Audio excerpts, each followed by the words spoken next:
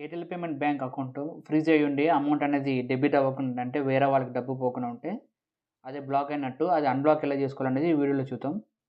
దానికోసం ముందుగా మన ఫోన్‌లో ఎయిర్టెల్ థాంక్స్ యాప్ అనేది డౌన్‌లోడ్ చేసుకోవాలి. మనకి ఎయిర్టెల్ పేమెంట్స్ బ్యాంక్ అకౌంట్ ఏదైతే ఉందో ఆ నెంబర్‌తోనే లాగిన్ అవ్వాలి యాప్‌లో. లాగిన్ అయ్యాక ఇక్కడ మనకి ఇంటర్ఫేస్ అనేది ఓపెన్ అవుతది. ఇందులో ఇక్కడ మనం వ్యూ అకౌంట్ అని ఉంది బ్యాంకింగ్ దగ్గర. దాని మీద ఒకసారి క్లిక్ చేయాలి. అది క్లిక్ చేసిన తర్వాత ఓపెన్ అవుతది. అకౌంట్ ఎవరి పేరు మీద ఉంటే వాళ్ళనేది ప్రాసెస్ చేయాలి.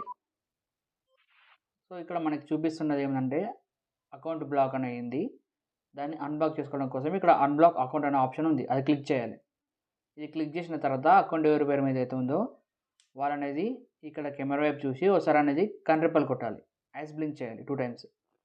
2 టైమ్స్ బ్లింక్ చేసిన తర్వాత ఫోటో అనేది క్యాప్చర్ అవుతది. సో, మనకి ఇక్కడ అనేది యాక్టివేటెడ్ సక్సెస్‌ఫుల్ అని చూపిస్తుంది యువర్ అకౌంట్.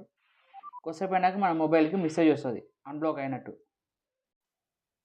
ఆ మెసేజ్ వచ్చిన తర్వాత మనం ఎప్పటిలాగా అకౌంట్ అనేది వాడుకోవచ్చు.